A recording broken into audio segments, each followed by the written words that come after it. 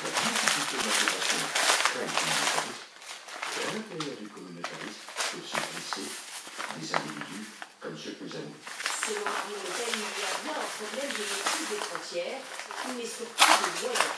Peut-être un rapport immédiat sur les baisses qui sont prévues par le gouvernement socialiste dans l'armée. Il prévoit 7500 postes supprimés par an jusqu'en 2017. Stop, on arrête cela. On est face à un danger majeur.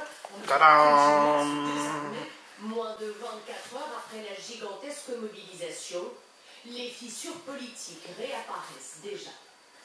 Pour ce débat politique qui ne fait sans doute que commencer. Et si l'on en revient aux décisions sécuritaires maintenant, un préfet a été nommé ce matin pour prendre en charge la protection des sites de la communauté juive. Dans le même temps, 5000 policiers et gendarmes vont surveiller les 700 écoles juives de notre pays. Une communauté juive sous le choc après la prise d'otage du supermarché Kasher de la Porte de Vincennes à Paris, qui a coûté, je vous le rappelle, la vie à 4 personnes. Le Premier ministre israélien est attendu sur place d'une minute à l'autre. Anne-Sora Dubois, vous êtes sur place. Anne-Sora, en attendant Benyamin Netanyahou, décrivez-nous le dispositif policier hors norme qui a été mis en place autour de l'endroit où vous vous trouvez.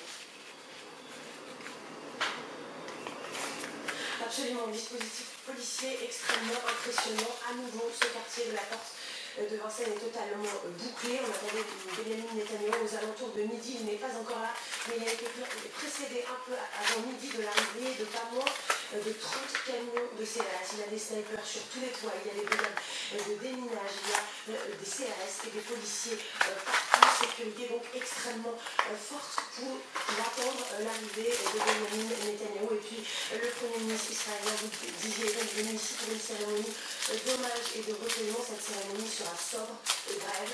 Le Premier ministre ne fera aucune déclaration. Il est simplement venu ici pour rendre hommage aux victimes, apporter également son soutien à la communauté israélienne de France. Et puis il l'a redit hier soir lors de cette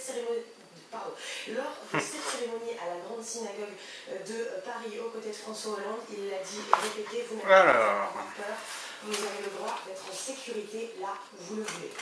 Anne-Sora Dubois en direct de cette porte de Vincennes à Paris. Souligner que les cas qu'on avait recensés à l'époque de l'affaire Mera, donc c'est déjà un élément positif, mais au premier allumage. Ces cas exprimés, qui sont très peu nombreux, très minoritaires, il y a des élèves qui n'en pensent pas moins, comme on dit, qui n'ont pas forcément osé l'exprimer, et il est la responsabilité de l'école de continuer à faire parler ces élèves, à les accompagner dans une démarche de construction de citoyenneté et de vivre ensemble. Voilà donc pour cette prise de conscience, mais concrètement pas d'éléments nouveaux annoncés, pas de décision forte pédagogique. Et puis, on l'a appris ce matin pour rendre hommage aux 17 victimes des attentats. Différentes cérémonies officielles se dérouleront tout au long de la semaine. En direct de l'Élysée, on retrouve Jean-Jérôme Barthelus. Jean-Jérôme, comment et où vont avoir lieu ces cérémonies ? Alors d'abord, il faut parler effectivement de l'hommage national aux victimes, Émilie, qui se tiendra vendredi aux Invalides en présence du président de la République et du chef du gouvernement Manuel Valls. Cet hommage sera précédé demain à l'Assemblée nationale d'une minute de silence et d'un discours solennel du Premier ministre devant l'ensemble des députés. Les questions d'actualité sont supprimées pour faire place à cet hommage. Et le matin même, il y aura eu demain matin à la préfecture de police, cette fois un hommage à l'ensemble des forces de sécurité. Vous savez que 2 policiers ont été tués, le président sera présent ainsi que le Premier ministre. Jean-Jérôme Barthelus.